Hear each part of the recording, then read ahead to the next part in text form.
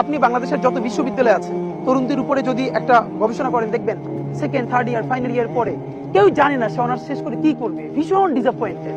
এর কারণ বাংলাদেশে একটাই শুধু জিনিস তৈরি করে রাখা হয়েছে, বিসিএস নিবে প্রতি বছর 2000 থেকে 2200 জন, আবেদন করে প্রায় 5 লাখ, 4 বছর 5 বছর নষ্ট হয়ে যায়।